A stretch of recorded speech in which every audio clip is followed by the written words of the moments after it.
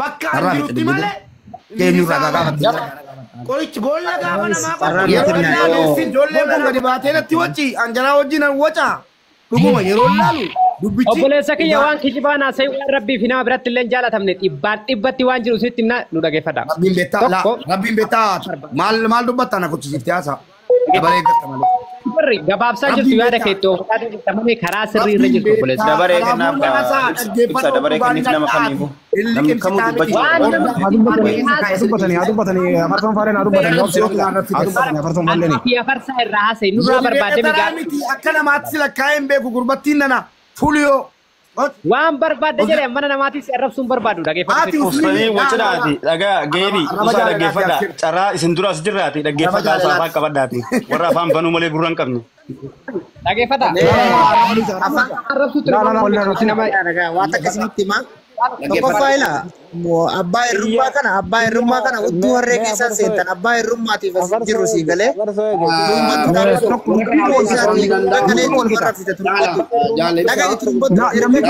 warra boo'ichaa usaa dhaggeeffadhaa taraa qabadhaa ibsaa mana tartiibsiis. Gaafatee jedhe nama gaddarbu caarraa namaa kenna akkuma namni si darbu hin jiru obboleessa kiyya obse. Maaliif turumbaddu erga kaleessi wajjin teessanii haasa'uu hin dandeetta. Dhiira dura teessanii haasa'uu hin dandeetta. Kana rakkin isin qabdan.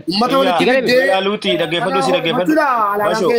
As bayi nama dukkana keessa ibsaa mutunan godhin. Oogusa manaa irraan qabuanii. Ibsaa. Ibsaa kijibaatiif. Qallisiisi yookiin ubuusiiti. Jalaa soofsiisi.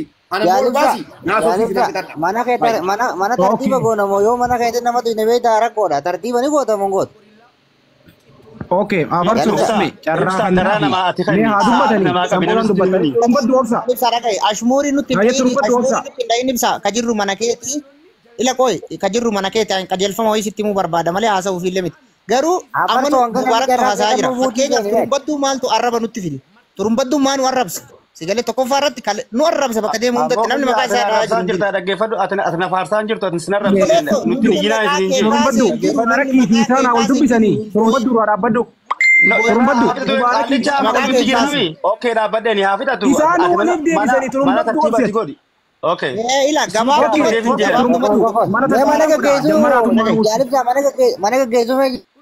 mana gaggeessuu sirriitti. Osoo namantuu hin gaggeessi. Nama tokko hunda wal qixxeessi. Osoo namantuu hin gaggeessi dhaggeeffadhu nama osoo carraa isaan kanneen qofa irratti hin dargaamee saniifuu hafarso mirga qabda dubbachuufis mirga qabda manni mana Oromooti. Mubaarakis akkasumatti garuu immoo carraa keessaniin ala hin dubbatina yaada keessan qabadhaa bakka namni attaa keessin godhe booda carraa keessan akka seenne miyuutii qabanne taa'aa jirraami ila miyuutii qabanne taa'aa jirra.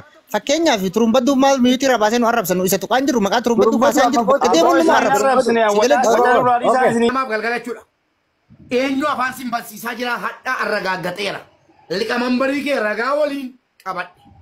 Dhimma haadha manaa kootiitiif yeroo naa kenni guyyaa 2-3 naa kenni. Ni sirraa. Baabaa Sheekriyaat naa bilbilaa jirtu. Isinii bilbilaan ture kabajaaf. Nama iyyuu keessa galcheen guruppii keessa. Nama waliin yaadatan dawwalaara boriifuu kaalidii nuti irraa qabattu boo maal godhattaati. Hayi.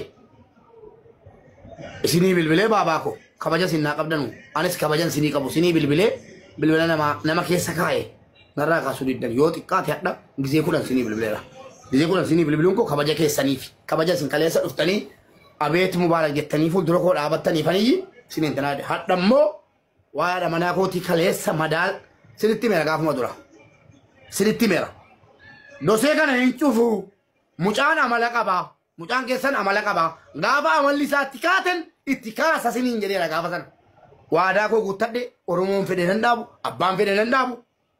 Anatu waa'ee haadha manaa kootii irratti jihaada du'ee sin agarsiise.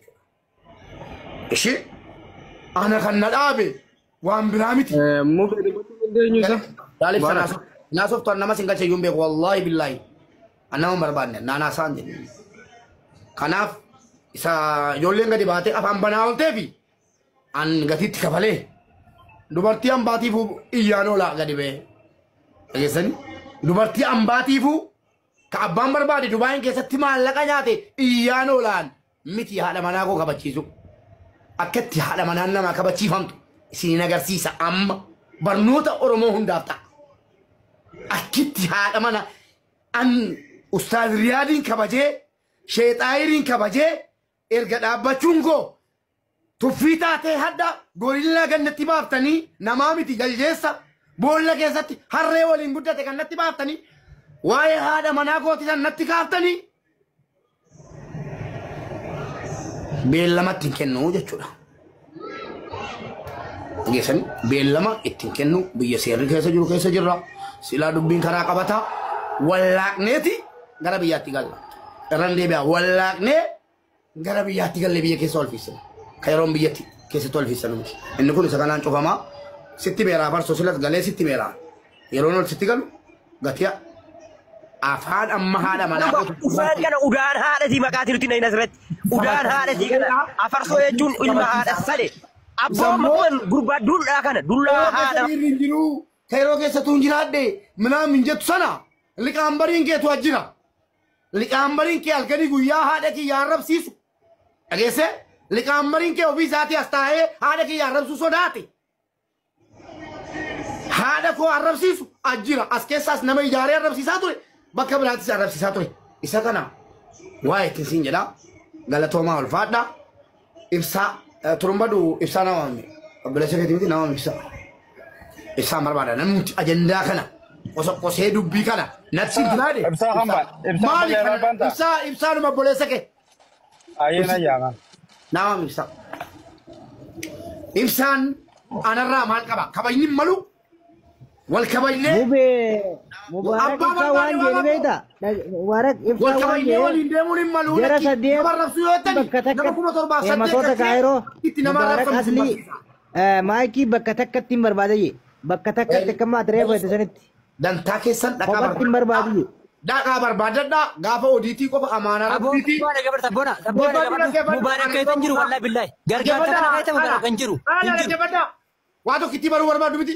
Maallaqni nyaatameera eeyyee nyaatameera. Akkan itti nyaatameera abbaa isaa namaa bakka tokkotti. Salaamu alaikum. Fixeera. Natu isaa bicha beeka. Natu iskiriinshuutii qaba. Isaamni jarri feesbuukii irratti maxxansan. Ustaaza jedhamee immoo ustaaza isin itti mufachiisuudhaaf fidamu sana soba feekiidha. Ustaaza waamuun ustaazni sun jaallatamaadha. Akka uummanni dhiisaa abboo jedhuufi dubbiin ustaaza bira hin jirtu. Agarratti Mubarak Musammaa dhimmi ajandaa keetii dhiifamallee naa godhiitii al takkila wayla waan ifaa wahii dubbachuu. Akka lama jeeqaata deebisee dhiisteefoo. Mubarak gaafadhu gaafite Mubarak gaafadhu asii deebisu. Turumbadu gaafii siifin qaba atis gaafii siifin qaba turumbadu isaas nin qaba atis teenaa deebiste innis tasaanaa deebisuu qaba. Anaa deebisuu qaba malee namni narraa deebisuu hin qabu. An nama guddaa adaatti mataa fi jaan hin jiraadha. Maaliif namni narraa deebisa yoo namni usunaan jee maaliif